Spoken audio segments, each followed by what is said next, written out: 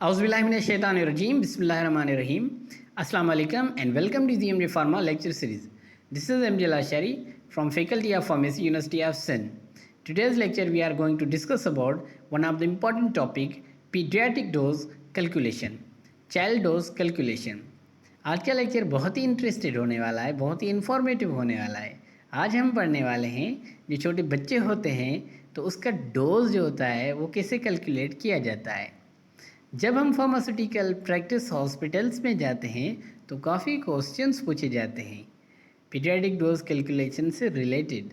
और जब हम फार्मास्यूटिकल प्रैक्टिस में जाते हैं, हॉस्पिटल्स में जाते हैं, तो छोटे बच्चे जो होते हैं उनका हम डोज कैलकुलेट करते हैं। ठीक है, वो एडल्ट डोज हम उसको नहीं देते। सबसे सवाल ये है कि हम डोज कैलकुलेट क्यों करते हैं। हम डोज कैलकुलेट इसलिए करते हैं क्योंकि बच्चा जो होता है उसकी फिजियोलॉजी और एक एडल्ट की फिजियोलॉजी में फ़र्क होता है। क्योंकि बच्चा जो होता है उसका लिवर प्रॉपर डेवलप नहीं होता, जो है यूरिनरी सिस्टम प्रॉपर डेवलप नहीं होता, डाइजेस्टिव सिस्टम प्रॉपर डेवलप नहीं होता, क़ुव्वत मुदाफ़ियत इम्यूनिटी प्रॉपर डेवलप नहीं होती। तो इसी हिसाब से हम उसका डोज क्या करते हैं, कैलकुलेट करते हैं। क्योंकि जब हम मेडिसिन्स लेते हैं तो मेडिसिन्स को मेटाबोलाइज भी होना होता है लिवर में, क्योंकि 70 to 80% मेटाबॉलिज्म जो लिवर में होता है। एक्सक्रिएट भी होना होता है मेडिसिन्स को, क्योंकि एक्सक्रिएशंस जो होती है, जो 90% एक्सक्रिएशन जो होती है वो किडनी की थ्रू होती है। तो इसी पैरामीटर्स को देख के हम बच्चे को जब हम मेडिसिन्स देते हैं तो उसका डोज क्या करेंगे, हम एडजस्ट करेंगे, कैलकुलेट करेंगे। डोज हम जब कैलकुलेट करते हैं बच्चे का तो 3 पैरामीटर्स को देख के हम करते हैं। Number A, on the basis of age, उसकी एज, बच्चे की एज को देखें। Number B, on the basis of the body weight. Number C, on the basis of the BSA, body surface area, यानी बच्चे की एज को, उम्र को, बच्चे के वेट को और बच्चे के बॉडी सरफेस एरिया को देख के हम बच्चे का डोज जो है कैलकुलेट करते हैं। तो डिटेल में हम पढ़ते हैं paediatric dose calculation. Let's move to the lecture. On the basis of the age, जब एज के हिसाब से हम जो बच्चे का जो है डोज कैलकुलेट करते हैं तो 3 फार्मूलाज रूल्स यूज़ करते हैं। Number 1 Young's rule, number 2 Dilling's rule, number 3 Fried's rule. ये 3 जो रूल्स हैं ये यूज़ करके हम बच्चे का जो है डोज कैलकुलेट करते हैं। ठीक है, on the basis of the age. अगर हम बात करें on the basis of the weight तो क्लॉक्स रूल को यूज़ करके हम उसके वेट के हिसाब से जो है डोज कैलकुलेट करते हैं। अगर हम बात करें बॉडी सरफेस एरिया की तो normal BSA, body surface area जो एडल्ट का होता है, फार्मूले के मुताबिक वो यूज़ करके हम उसका डोज जो है बच्चे का कैलकुलेट कर सकते हैं। सबसे पहले पढ़ेंगे dose calculation on related to age. जो 2 से 12 साल वाले बच्चे होते हैं तो उसका डोज जो है यंग्स रूल, यानी पहले हमने पढ़ा जो एज के हिसाब से Young's rules, Dilling's rules and Fried's rules के हिसाब से हम क्या करेंगे, उसका डोज क्या है कैलकुलेट करेंगे on the basis of the age. तो यंग्स रूल क्या बता रहा है, फार्मूले मुताबिक क्या करेंगे, यंग्स रूल एज रखेंगे जो बच्चे की एज होगी और इनटू करेंगे, मल्टीप्लाई करेंगे एडल्ट डोज। एडल्ट डोज हमें याद होना चाहिए। ठीक है, एडल्ट डोज और अपान करेंगे एज रखेंगे प्लस 12। ठीक है, age, adult dose, age plus 12। ठीक है, इस फार्मूला को जो पुट करके हम निकालेंगे। ठीक है, तो उसका क्या आएगा, एज के हिसाब से जो है डोज हम कैलकुलेट कर लेंगे, किसका, बच्चे का। ठीक है, अगर एग्जांपल तौर लें तो पोनेस्टान है, पोनेस्टान का जो है नॉर्मल जो है एडल्ट डोज क्या है 250 mg है। तो इस फार्मूले के मुताबिक हमने पुट किया है तो ऊपर हमने 5 रखा है इंटू 250, यानी एडल्ट डोज रखा है mg अपॉन 5 प्लस 12, ये 17 हो गए। 5 जो है एज के हिसाब से और 12 जो है ये फार्मूलेज मुताबिक, यानी 12 क्यों दिया है इस फार्मूले में, आई थिंक क्योंकि ये जो 2 से 12 साल वाले के लिए यूज़ होता है जो ये रूल्स मैंने आपको बताया, यंग्स रूल्स, फ्राइड्स रूल्स हो गया, डिलिंग्स रूल्स हो गया, इसी वजह से ये फार्मूलेज में यहाँ रखा गया है, ठीक है। क्योंकि ये यंग्स रूल जो है 2 से 12 साल वाले बच्चे के लिए होगा, और जो डिलिंग्स रूल है जो 12 से 20 साल वाले बच्चे के लिए गया। तो ये जो फार्मूलेज में 20 और 12 दिए गए हैं, इसी हिसाब से दिए गए हैं, ठीक है।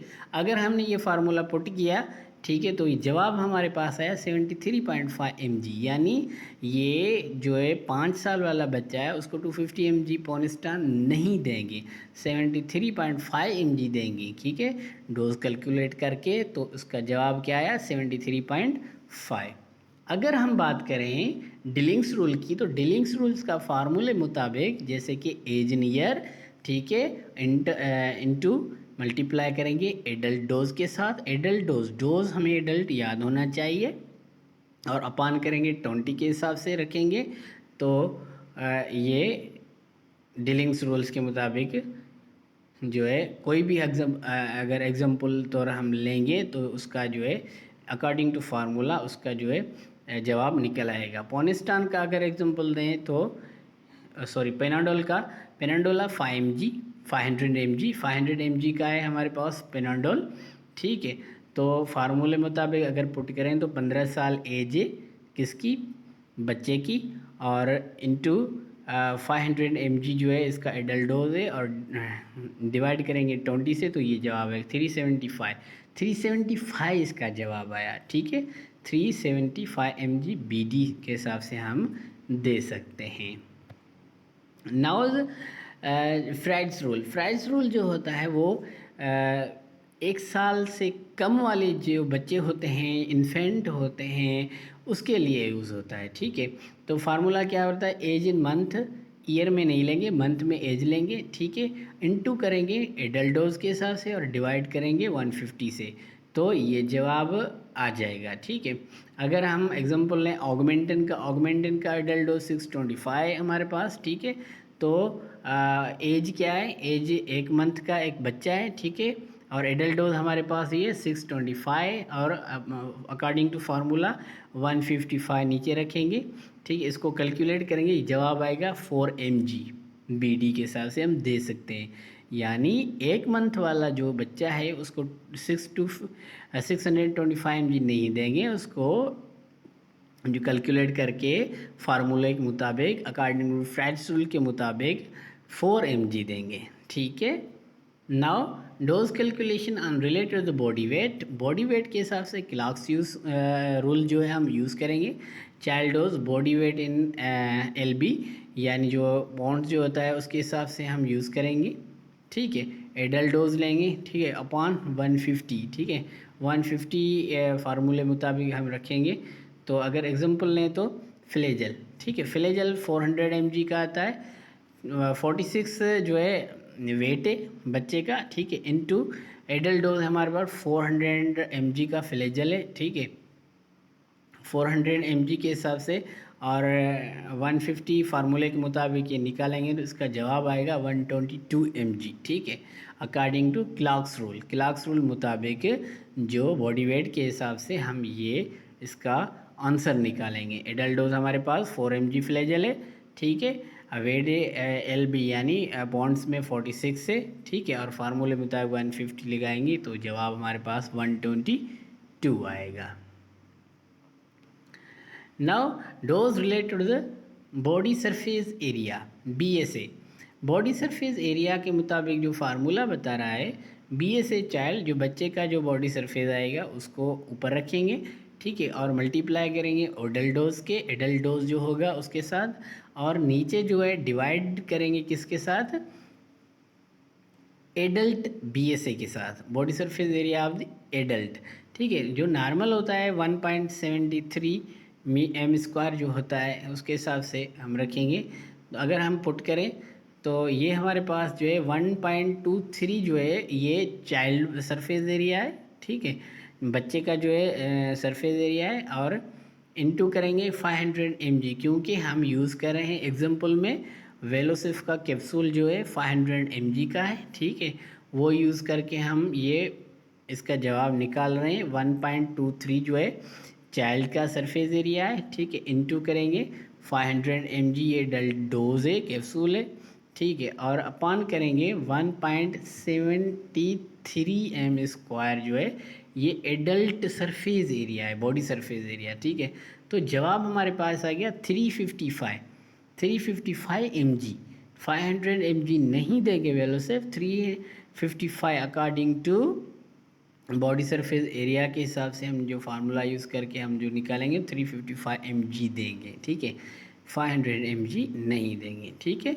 Now Young's rules use in syrup doses form. जब हम सिरप लेते हैं, सिरप डोजेज फॉर्म होता है तो उसके सिरप के ऊपर जो है लिखा पड़ता है each 5 ml contains 100 ml ciprofloxacin, 250 ml paracetamol. जैसे कि डिफरेंट सिरप होते हैं, डिफरेंट लिटरेचर होता है, लेकिन हमने एग्जाम्पल तौर पे नोविडेट लिया है सिप्रोफ्लॉक्सिसिन का, ठीक है। इसमें क्या है, each 5 ml contains 250 mg ciprofloxacin HCl, ठीक है। यानी हर 5 ml में 250 mg सिप्रोफ्लॉक्सिसिन होगा, ठीक है। तो फार्मूले में क्या रखेंगे, 5/5 यानी एज ऊपर रखेंगे, एज नीचे रखेंगे, प्लस 12 करेंगे फार्मूले के मुताबिक इंटू 500 mg का, यानी 500 mg का हमारे पास स्ट्रेंथ नोविडेट, ठीक है। तो जवाब आएगा 147 mg, 147 mg, ठीक है। लेकिन 1 टीस्पून जो कह रहा है इक्वल टू द 5 ml में, और हमारा जो ये जा रहा है 250 mg, ठीक है। तो इसका आधा करें तो 125, ठीक है। 125 आधा टीस्पून में जाएगा, ठीक है। तो 125 हो गया, ठीक है। और हमारा जवाब आ रहा है 147, ठीक है। तो अभी कुछ ज़्यादा मेडिसिन्स लें 147, लेकिन आधा इसका करें तो 125 आ गया। तो क्या करेंगे कि टीस्पून जो है वो आधे से थोड़ा ज़्यादा देंगे पेशेंट को, यानी चाइल्ड को, कि हमारा डोज जो है एडजस्ट हो जाए। और उसी तरीके से हम यंग्स रूल्स को यूज़ करके सिरप में भी हम बच्चे को जो सिरप देते हैं अकॉर्डिंग टू इसी थ्रू समझ के हम अपने बच्चे को जो है एडजस्ट करके हम दे सकते हैं, जो है डोज जो है कैलकुलेट करके हम दे सकते हैं अकॉर्डिंग टू यंग्स रूल्स, ठीक है। Now is parenteral dose calculation.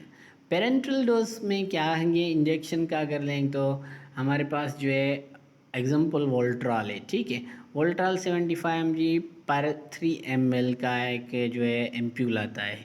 तो फार्मूला क्या कह रहा है, एडवाइस डोज जो डॉक्टर एडवाइस करेगा, भाई इसको 25 mg देना है, 20 mg देना है या 15 mg देना है, वो जो भी एडवाइस करें। अगर एडवाइस डोज रखेंगे इनटू डोज इन एम्प्यूल, जो एम्प्यूल होता है उसमें ml लिक्विड फॉर्म में जो मेडिसिन होती है, ठीक है, वो उसमें देंगे, ठीक है। और अपॉन डोज इन एम्प्यूल, ठीक है, डोज इन एम्प्यूल mg में होगा, स्ट्रेंथ जो भी होगी वो नीचे रखेंगे, ठीक है। जैसे कि वोल्ट्रॉल का जो है 25 जो है हमारा एडवाइस डोज है डॉक्टर का, ठीक है। और 3 ml का जो है हमारे पास ये देख सकते हैं एम्प्यूल है, ठीक है। और उसमें 75 mg जो है के हिसाब से जो है स्ट्रेंथ है। तो उसके हिसाब से अब फार्मूले के हिसाब से हमने पुट किया है, तो इसका जवाब आए 1 ml, ठीक है। 1 ml के हिसाब से इसका जवाब आए। इसी वाले से जो हमने इंजेक्शन यानी पेरेंट्रल का भी हमने पढ़ा, सिरप का भी पढ़ा। ये जो है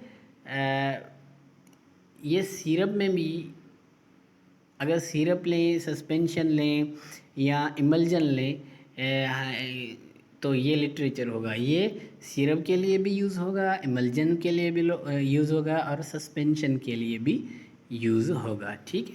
ये जो है सस्पेंशन, स्पेशली सस्पेंशन होता है हमारे सिप्रोफ्लॉक्सिसिन, नोविडेट, ये सस्पेंशन फॉर्म में आते हैं, ठीक है। तो उसी वजह से जो मैंने डोज कैलकुलेशंस पढ़े, डिफरेंट एग्जांपल भी हमने पढ़े। आई होप हमारा लेक्चर आपको समझ में आ गया होगा, ठीक है। अगर कोई भी क्यूरी हो, क्वेश्चन हो, तो हमारे कमेंट बॉक्स में हमसे सवाल पूछ सकते हैं।